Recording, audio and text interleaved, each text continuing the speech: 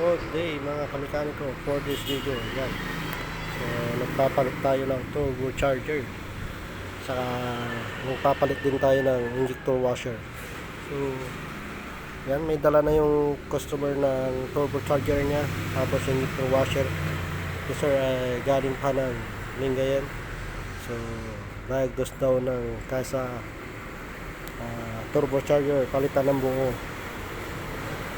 Saka injector washer. So, tanggal ko na yung mga cover dyan para mapalitan ko ng maganda yung turbocharger mga kamikan ko. So yan,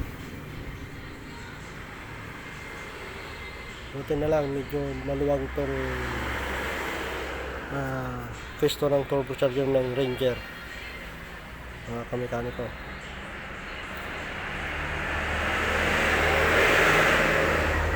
So yan o, guwapo yung Ranger ni sir, 4x4.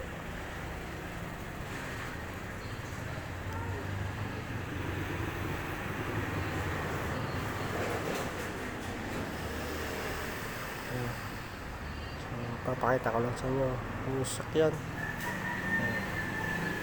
Yan yung injector number 1. Papalitan po natin ng washer yun. Kasi ang issue yun, ayan din yung turbocharger niya. So pinagpalitan ko na yan. Naikabit ko na yung bago. So yun. Medyo malapit-lapit na tayo matapos dyan mga kamikan ko.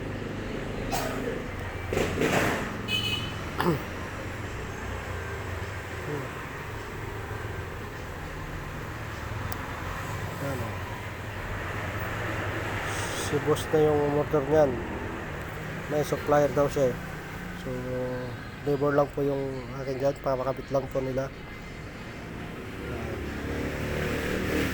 Yan din po yung papalitan ko injector washer. So original din yung mga kinuha ni sir. Kasi ang issue nito underboss, so hindi makatakbo yung sasakyan.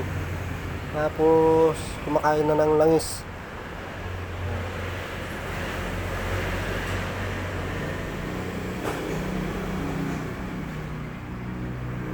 Sumampa na po ako dyan sa taas kasi mataas yung Ranger ni sir. Nahirapan po akong abutin yung mga tubo saka injector. Kaya nasa taas na po tayo mga kamekaniko.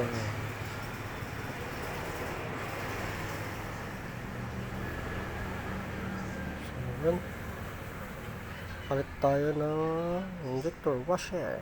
Yan, binabalik ko na po yung mga tubo mga kamekaniko.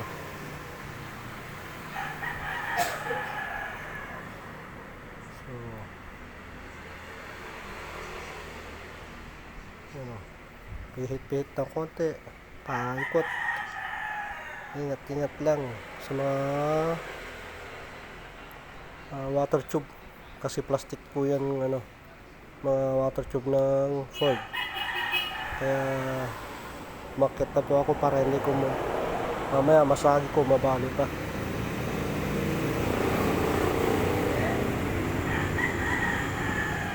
Yan na rin